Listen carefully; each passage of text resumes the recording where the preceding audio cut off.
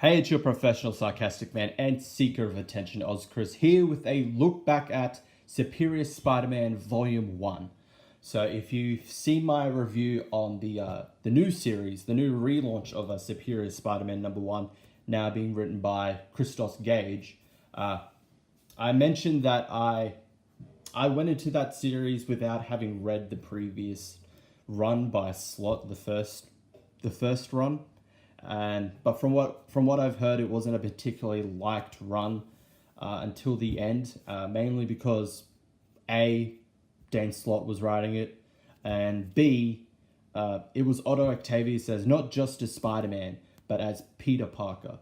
But from recommendations from Yellow Flash and Spider-Side, they said I should at least read it for myself, check it out, see what I thought. And I agree. Like, I don't want to always use the opinions on others.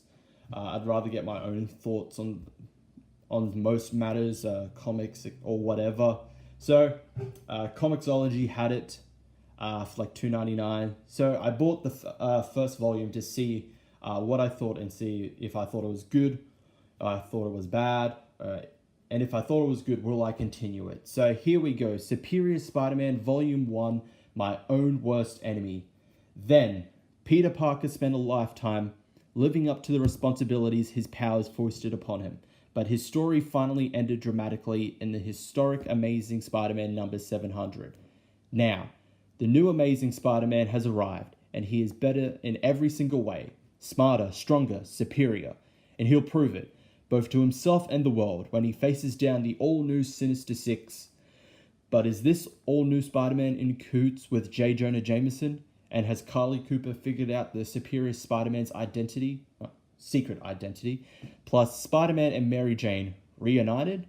So, written by Dan Slott, art by Ryan Stegman, who only does the first 3 issues, and then issues number 4 to 5 are done by, and get ready for Chris's weekly butchers the pronunciation of a foreign name.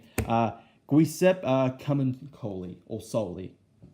I'm sorry for butchering that, as usual. So, going into it, my thoughts. I was actually surprised. I actually enjoyed it. I thought it was really good. Although I don't like the idea of like Otto becoming Peter Parker and just taking over as Spider-Man.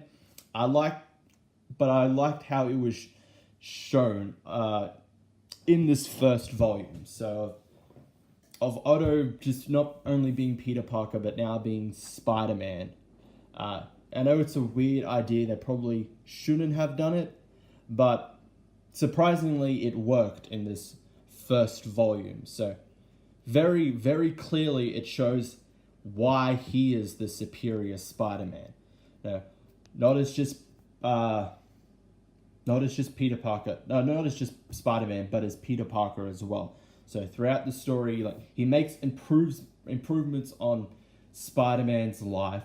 Adding, creating spider bots in order to patrol the city, giving instead of as he puts it, instead of just 8 eyes like a spider, he has now 8,000 eyes looking over the city, so he's aware of crime everywhere. Whereas with Peter, it would just be like, crime radio or just doing regular patrols. Otto still does this as Superior Spider-Man, but he now has an extra 8,000 eyes helping him on the job, and it shows that he can be a better Spider-Man when it comes to the crime fighting, but he is not 100% the Spider-Man that Peter Parker is. So there are moments where Otto really pushes the boundaries and is becoming more vigilante, dark vigilante, or anti-hero than superhero, which Peter and Spidey were. He's much more aggressive, he's much more dangerous as this Spider-Man, and even at the end, he does something that Spider-Man wouldn't do, and that's kill a villain. So he pushes the boundaries. He's like, I'm not going to be 100% held back by Peter's responsibilities and his beliefs. I can prove that I can do this much better than him. And this first story does it extremely well. And also, like I said, he also does it with Peter's life. He tries to get with Mary Jane, hoping to have sex with her, but she always constantly, it's just slight rejection after rejection. He only just gets a kiss goodnight on the cheek, and he's just infuriated that nothing's happening. So what does he decide to do? He's like, oh wait, I have Peter's memories of like every time they made out and had sex. That's good enough. Boy, Otto, chill the fuck out. That is, I will admit, that is just really weird and creepy. That is just extremely just like, well, I can't have sex with her. Let me just imagine having sex with her. And that's all right. Like, I was enjoying the story, and then that moment happened. It's just like, what is this? What is this? What am I? Oh, God. Ooh. Otto, please stop. And also another is just, he kind of realizes that this constant cycle of between Peter and MJ, just they always get back together and they break up. She's always in danger, etc., etc.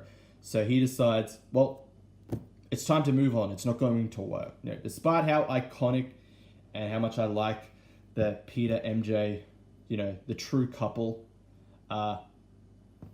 During that time where they were no longer a couple, it does seem to work as Peter never can really let go of MJ. She's such a huge, important part of his life, but it's not Peter anymore, it's Otto. And Otto realizes how much of a kind of a hindrance and also how much danger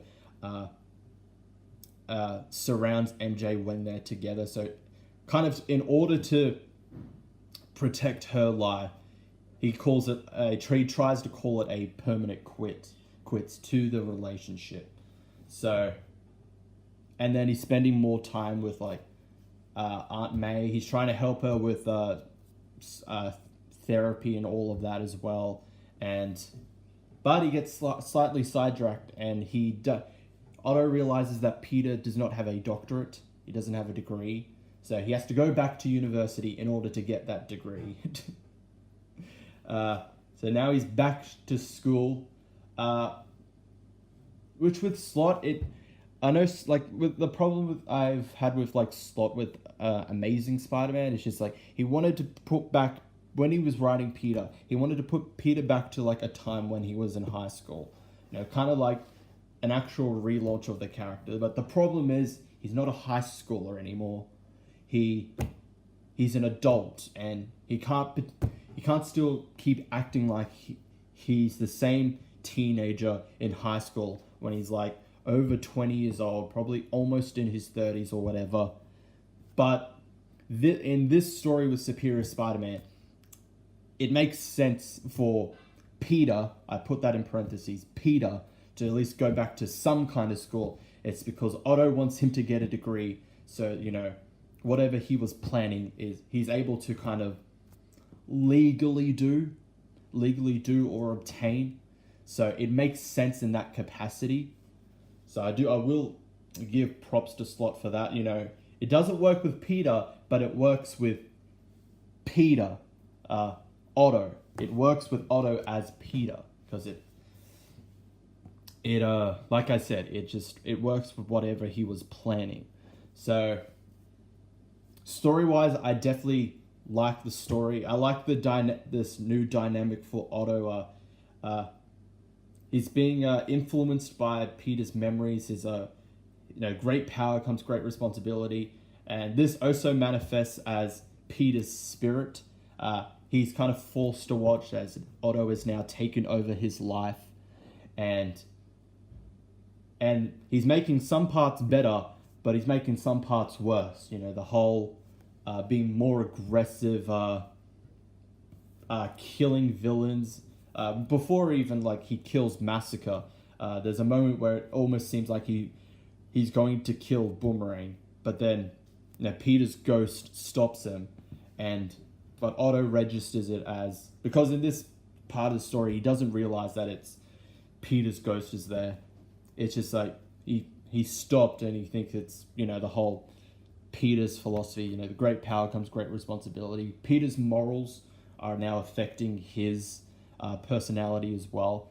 That is an interesting kind of dynamic. I like the whole Ghost Peter trying to affect Otto's life, make sure he doesn't royally screw the shit up with Peter's own life, but because Otto has yet to actually realize that Peter is there, Ghost Peter can't, he just has to watch as like if something gets better or something gets worse, and he can't particularly do anything major to stop that or whatever.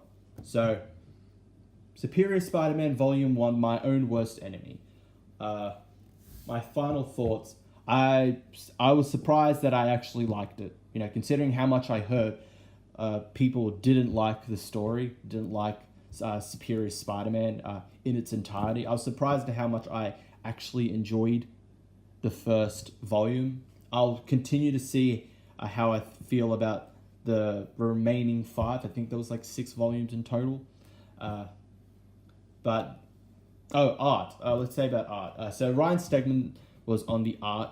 I definitely like the art. The art is solid, except for kind of parts when it's out of soup. Particularly for issues number 4 and 5 when Kamen Solely takes over. The faces look, at least for me, sometimes the faces look a bit weird, but Kamen Coley, especially with scenes with Otto as the Superior Spider-Man, so pretty much scenes where he's in suit, Kamen Coley's art was fantastic in that. I really liked the art in that segment. I liked his art as well. I like the cover, kind of the menacing, the menacing Spider-Man. Is he a hero or is he a menace? Kind of look to the cover. Definitely like that. So that is all for this a look back at Superior Spider-Man Volume 1. Thank you all for watching. I'll see you all next time.